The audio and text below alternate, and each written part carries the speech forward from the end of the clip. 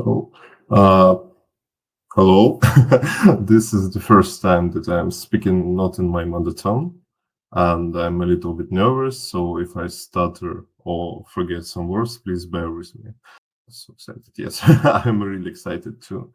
So, let me introduce myself and ourselves. We are Northern Palmyra, a synth group from Russia. We are making OSINT in Russia great again and advancing OSINT methodology. Generally, we try to be a bunch of goblins and do not take ourselves really seriously.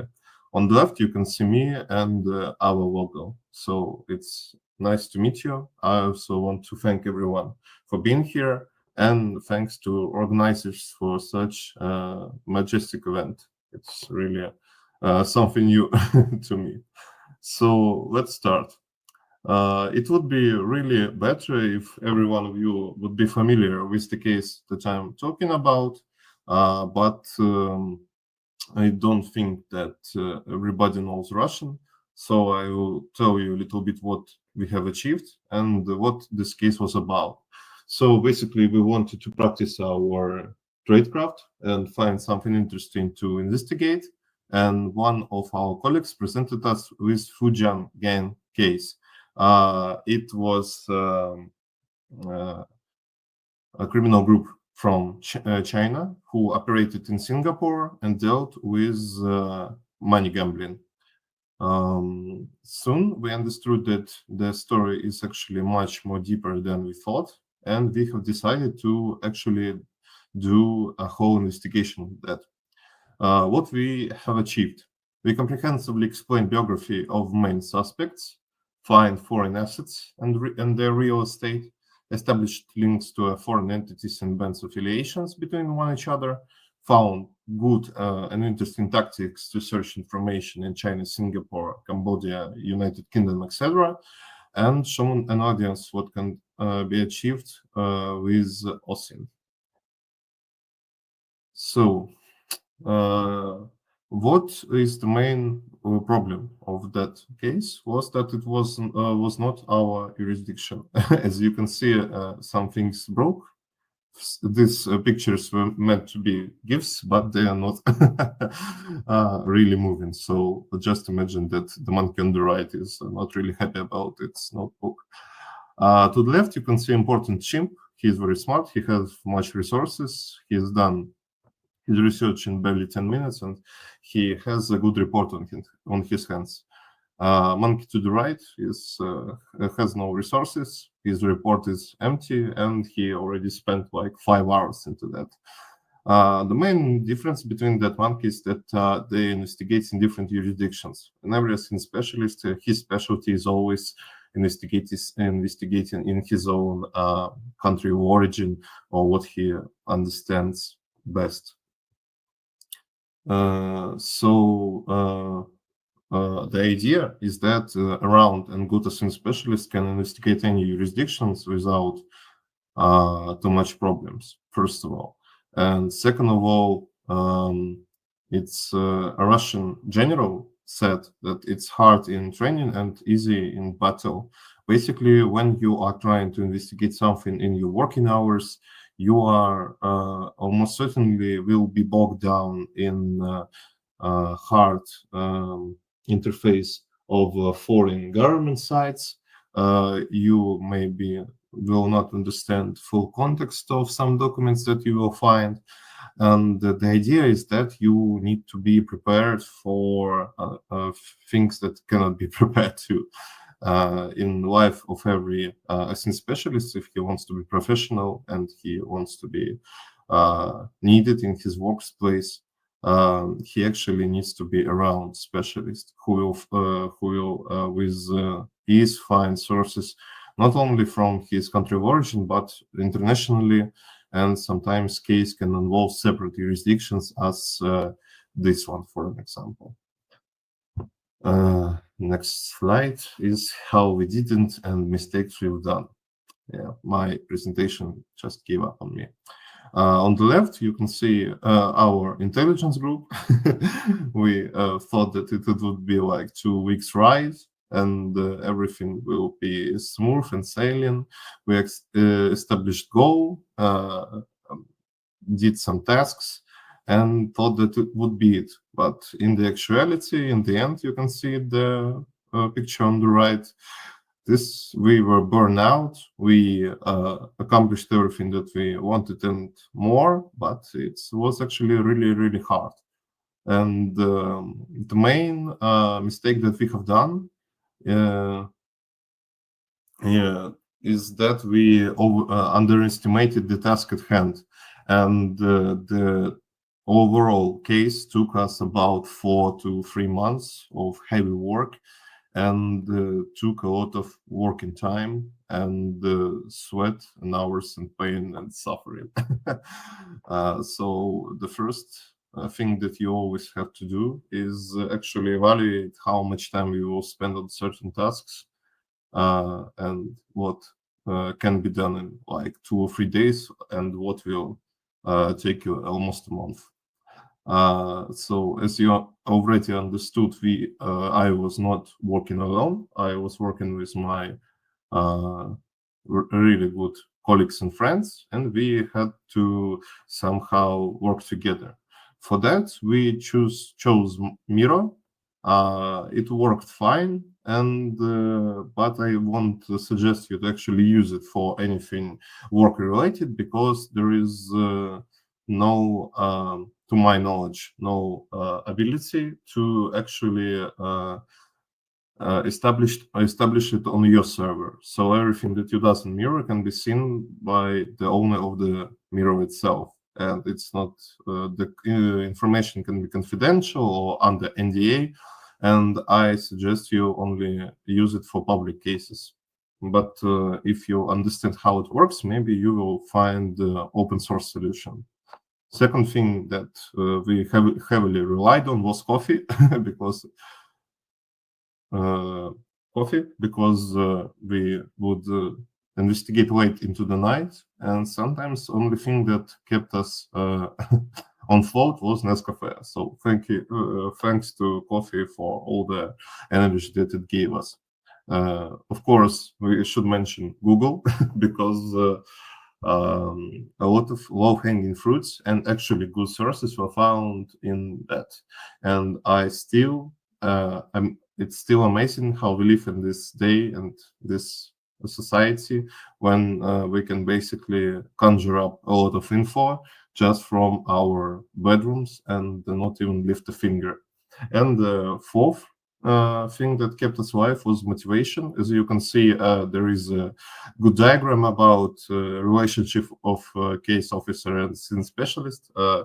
Case officer is the guy who is managing the overall case, and through some motivation and coercion and hearts and minds, we managed to pull through the whole case. Because if your collective is not doing its job and its work, you can work as hard as you want, you will not finish the task that lay at you at hand. Main motivation of this case can be described with this photo. It's Mountain Everest, and the first climber, to my knowledge, who actually achieved it, was asked why you even attempting that, and he simply responded, because it's there. I think that OSINT is not about mindless posting of instruments or tricky methodologies with a lot of context and wikis. It's about cases. For an example, there is a really good OSINT specialist, if he even calls that himself Zax XBT, and he's really famous for his investigation in crypto. And he is almost always involved in some due diligence or investigation of latest crimes in cryptosphere. And I think that the community overall will be much better if our work could be just shown in plain text, and the results that we can bring to the table. The more of them, the more values and specialists will have in the field. Uh, the more you will be needed in seldom work. And I think really that the best way to have an OSINT job is just show your public cases. So let's get on with the tactics. In the beginning, there was a PDF. It's really hard to find or even understand the great and big event without knowing its elements. And as we were investigating financial crime, we decided that main element of that criminal system was people. And the problem was that a lot of sources were gazette papers, and the gazette papers not really factual. It's about the story, it's about event, it's about emotion that it brings to the reader. It's not about facts and things that we value in our field. So I've tried to basically get the list of the suspects and was pretty happy to see that when I typed one name of the suspect and the famous dark file type PDF, I got a PDF with all the suspects' names and much more than gazettes could provide me. For an example, there was their names, their nationality and birth of origin, their personal identification document, and source which it derived from. So I always suggest to you that if you do your investigation, please check up on the previous researchers. Maybe someone done job already for you. A client is always interested in information and almost never where you got it from. So this is also a really good start, and maybe the investigation wouldn't happen if it wasn't so convenient to actually search for them in such a manner. But in the second phase of our investigation, we encountered second problem. There was too much info. As you saw, the list of suspects contained about 30 names. And when we tried to search about any of them, we would get a lot of information that was really crucial, but it was unstructured. And furthermore, we couldn't decipher and understand how to actually categorize it and find the best way to actually search it. So for an example, at the top, you can see all the tabs that I found about Son Balin, and these tabs contain valuable info, but only thing that I could do is press Ctrl+F and search for his name to see actual context about what was told in that particular URL. At that time, I decided to use Raindrop.io. It saved me from a carpal tunnel and cost a little bit of money, but it allowed me to actually download the full URL and search within my personal catalog of downloaded URL sites.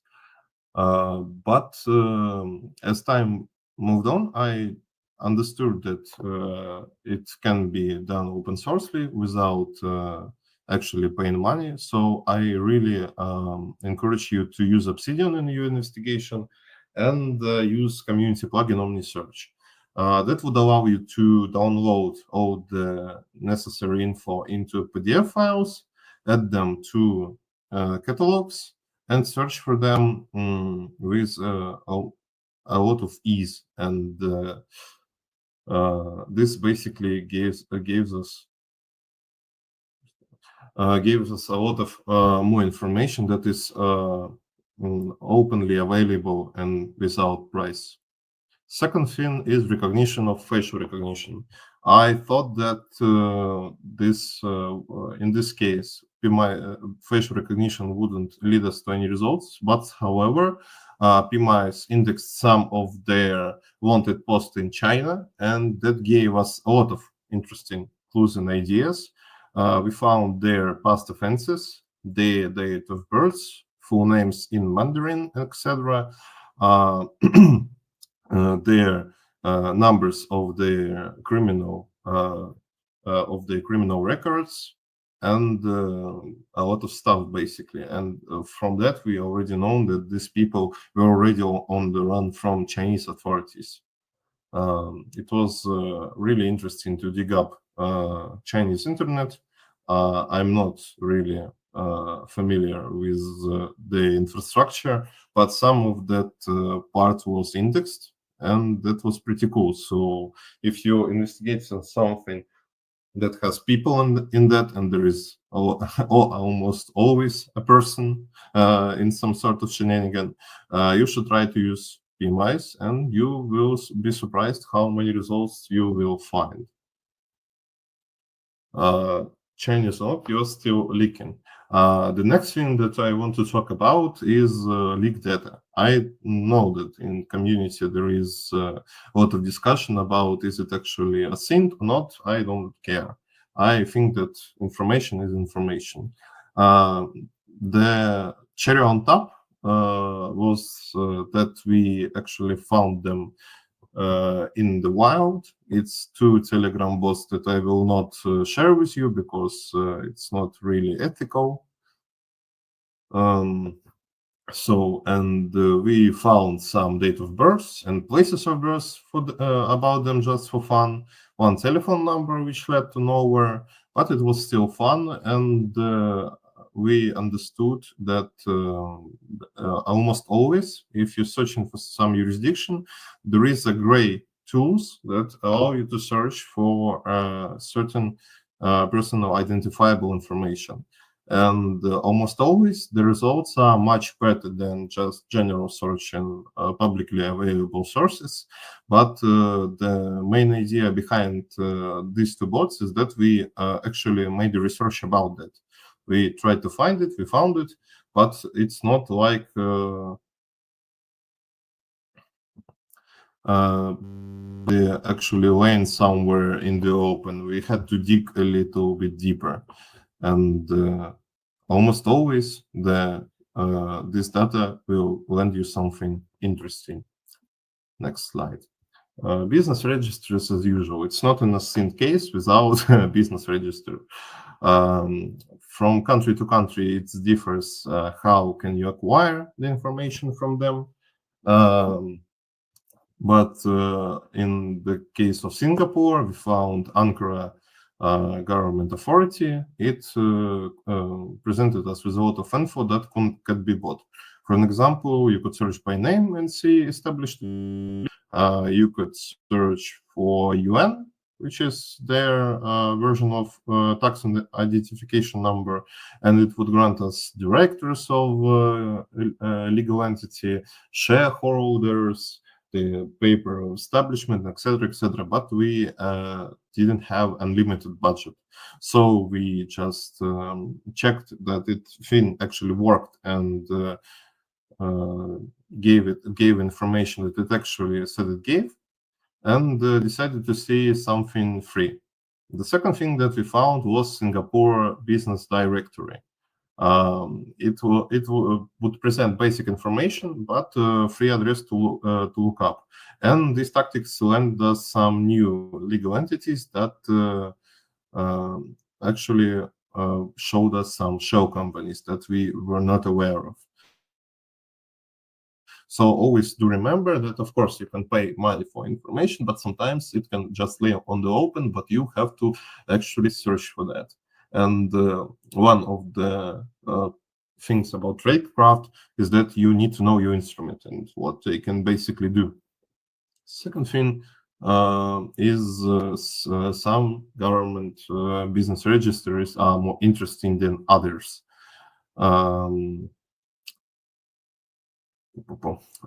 So for an example, government UK gives you the date of birth of the person that you are searching, and I never knew that before I actually tried it myself. So if you are investigating a person in different jurisdictions, maybe some free and open registry will contain more info about about that person than the others. So always check different sources um, for your suspect. Second thing was that sometimes really interesting information can be bought. In the left, you can see home in London that was bought by one of the suspects, but at that moment there was no address. So we geolocated this home and wanted to see actually if she bought the apartment there or not. So we found a tool to actually look up that info, but we didn't know the flat. So we basically bought every report about apartments in this home and found our suspects. It actually led to an interesting conclusion that she changed her name to her spouse. As you can see on the slide before, it's Bauelin Glynn, and the second one is Lian Zhan. Uh, but it was really interesting but hard endeavor because there was almost like 30 or 30 flats, and it cost us some money. But in the end, we found what we were actually looking for. Uh, and I think almost the last thing about that I want to talk about is foreign documents and hostile agent Google. Did you know that there is PDF files about people who acquired citizenship in Cambodia? I didn't know that.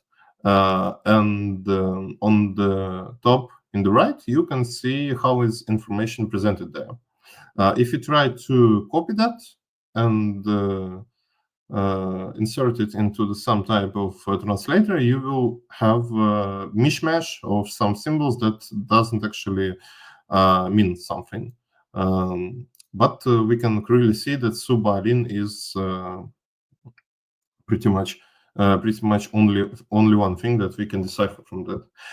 If you actually make a screenshot and insert it into Google, it will with image recognition understand what is written and actually translate it. So if you are working with document that the codex, the symbols in which are not inserted correctly, you can use image recognition. I'm pretty sure that one of my colleagues um, wrote a post about how to do it automatically, but I forgot to include it here actually. So if you have a lot of documents, you should use Python for automation of text extraction. And if you're only looking for some concrete thing, you should just do it manually. It's not really hard. So that's all for today about the case. Please join our Telegram channel. There is a big, pretty PDF about this thing that we have done. It's called Fujian Gang. It describes a lot of things in much more depth, but without technique and tactics that I showed you today. It's actually for the first time in a year.